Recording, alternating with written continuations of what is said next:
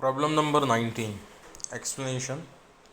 Here it is given that there is a ring of mass 1 kg and its moment of inertia about any diameter is 1 kg meter square and the radius of the ring is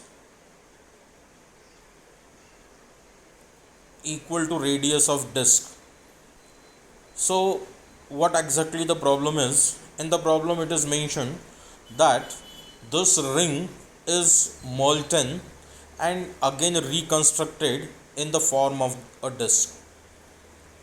Here the new disk which get formed, its radius is the same as that of the ring. Here in solution what we observe that the ring is rotating about any diameter of it.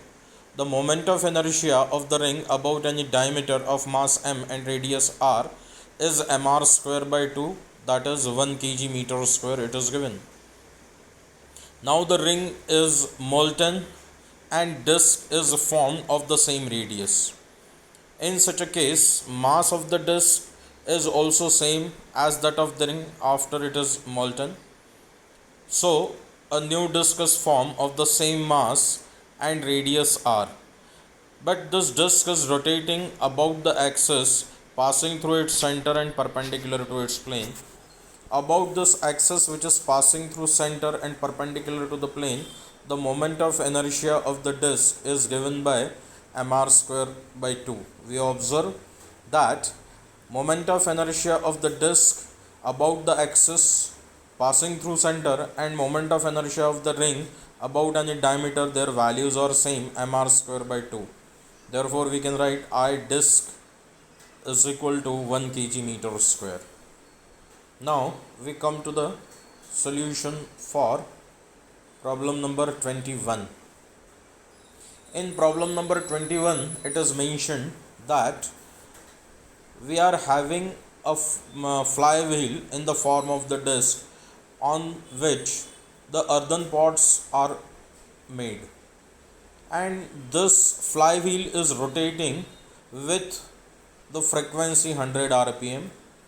A lump of the clay, that means we can say lump is nothing but it's a sphere of the clay, we can say, that falls on the disc at a certain distance x from its axis of rotation, and after falling it get stick to that flywheel and starts rotating with the flywheel itself. Then we observe now that the frequency of the flywheel as well as that lump is 80 rpm. So he has asked here us that what should be the distance at which the lump has fallen on the flywheel. So what is given here? The initial frequency of the flywheel is given 100 rpm. We have converted it into rps. Mass of the disc is given, that means the flywheel which is in the form of disc, that is 10 kg. Radius of it is given 0.4 meter.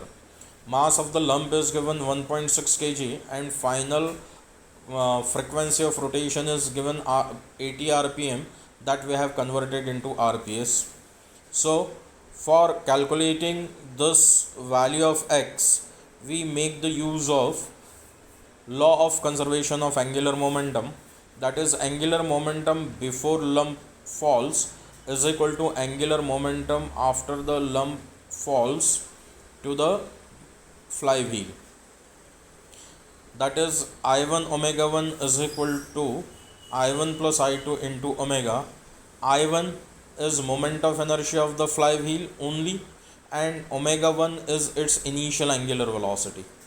I2 is moment of inertia of the lump and omega 2 is the angular velocity of the wheel as well as lump. Value of omega is substituted here and it is solved. We observe that it becomes I1 N1 is equal to I1 plus I2 into N2. We have considered this as equation number 1. Here moment of inertia of the flywheel we have calculated which is observed to be 80 into 10 to the power minus 2 kg meter square.